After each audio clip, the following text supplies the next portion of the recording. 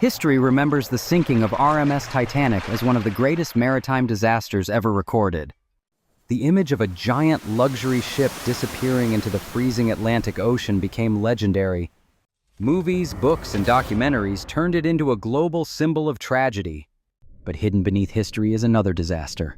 A catastrophe far deadlier. A sinking so horrifying that the number of victims was several times greater than Titanic itself. Yet most people have never heard its name. In the freezing darkness of January 1945, near the end of World War II, a German ship called the MV Wilhelm Gustloff carried thousands of desperate civilians across the icy Baltic Sea. Mothers held children tightly. Families escaped advancing armies. Wounded soldiers prayed for survival. Refugees packed every hallway, staircase, and room of the overcrowded vessel. Then suddenly, a Soviet submarine appeared beneath the black water. Within minutes, torpedoes tore through the side of the ship. Panic exploded. Screams echoed through the frozen night. And in less than an hour, thousands vanished beneath the sea. More than 9,000 people died, making it the deadliest maritime disaster in human history. This is the forgotten story of the ocean disaster worse than Titanic. The year was 1945. World War II was approaching its violent end. Germany was collapsing from every direction. Cities burned under relentless bombing. Supplies vanished. Fear spread across the nation like wildfire. From the east, the massive Soviet army pushed forward with unstoppable force. Entire towns emptied as civilians fled in terror. Millions feared what would happen when enemy forces arrived. Families abandoned homes overnight. People escaped with whatever they could carry. Some traveled by horse carts. Others walked through snowstorms. Many never survived the journey. The Baltic coast soon became filled with desperate refugees searching for any possible escape route.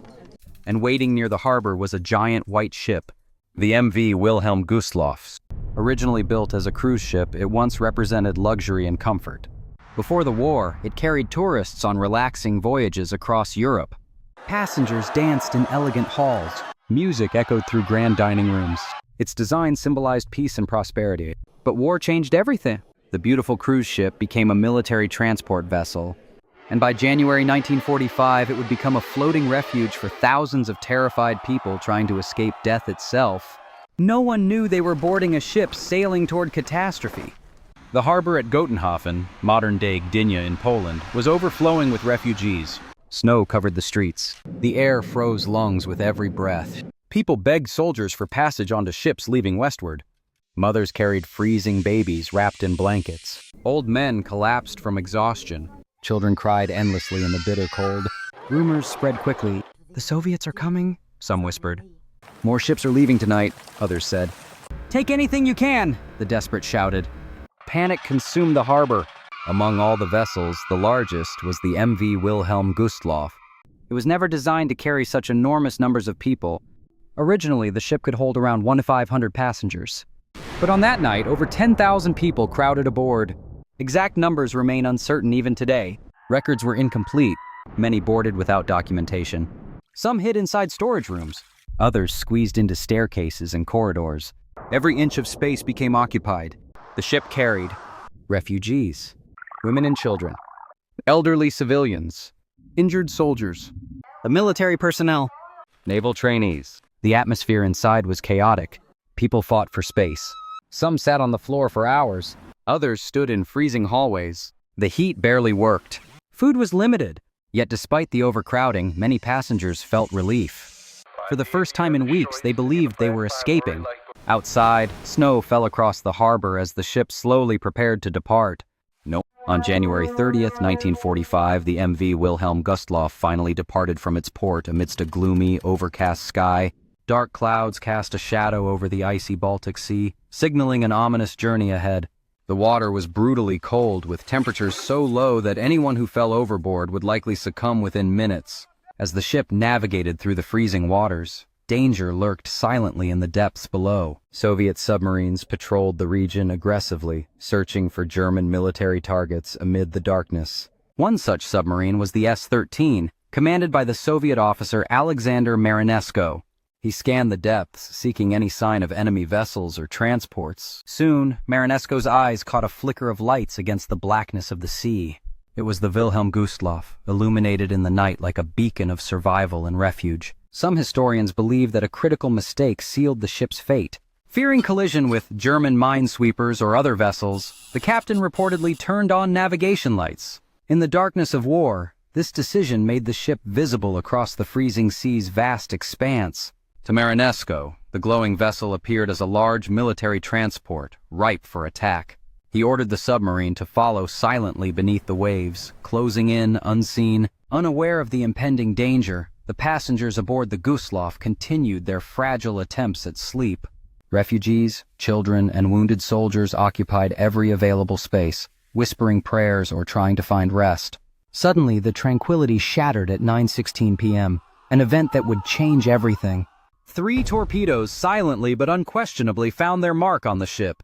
The first struck near the bow, causing an explosion that rocked the vessel. The second detonated directly where many women from the Naval Auxiliary Unit lay sleeping. The third hit the engine room, plunging the ship into chaos within seconds. The ship's power failed instantly. Lights flickered and steadied in the darkness. Screams erupted as panic gripped everyone aboard, and the corridors became scenes of terror and chaos. Passengers were thrown against walls. Boiling steam erupted from damaged pipes, adding to the confusion. Glass shattered, and people stumbled through the pitch-black corridors, trying to comprehend what had happened.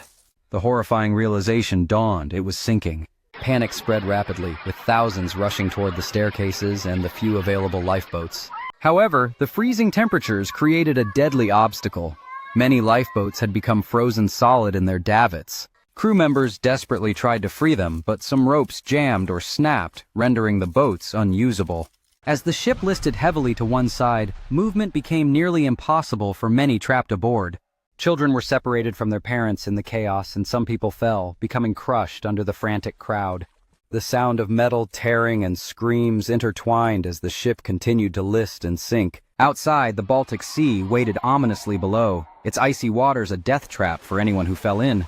The temperature was far below freezing, and anyone who entered the water faced death within minutes. Despite the cold, numerous terrified passengers jumped into the dark waters in a desperate attempt to survive. Some mothers clung tightly to their babies as they leapt into the icy void. Others refused to abandon ship, choosing to remain trapped inside the sinking vessel.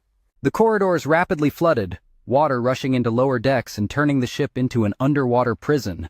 Enormous sections of the ship were submerged, trapping many souls in darkness and despair. The vessel leaned heavily to one side, refusing to stay afloat for much longer. Time was running out as the sinking ship struggled against the icy grip of the sea. The tragedy unfolded with horrifying rapidity, a stark reminder of the brutal realities of war. The cold, the screams, and the chaos painted a haunting picture of the night's nightmare. Every effort to escape was met with obstacles: frozen lifeboats, jammed ropes, and the relentless pull of the sinking vessel. Many who tried to reach the lifeboats were overwhelmed or crushed in the frantic rush. The icy waters below called out, promising a swift, lethal end for those who succumbed to the cold. The ship's stern continued to dip beneath the waves, sealing its tragic destiny. Survivors would later speak of the chaos, the desperation, and the heartbreaking losses that night. The sinking of the Wilhelm Gustloff remains one of the deadliest maritime disasters in history. Its icy, tragic story endures as a stark reminder of the horrors of wartime chaos on the high seas. The sinking happened incredibly fast, far faster than Titanic. Within roughly 1 hour, the giant ship was doomed, and chaos consumed every deck. Some passengers prayed, while others screamed for help. Many simply froze in terror as crew members desperately tried to organize evacuations. The overcrowding made control impossible, and thousands had no access to lifeboats. Some passengers were trapped behind locked doors, others crushed in panicked crowds. The freezing Baltic wind cut through exposed skin like knives, intensifying terror. Entering the water immediately caused thermal shock, making breathing impossible. Muscles stopped responding, and many drowned within moments. Others slowly froze to death.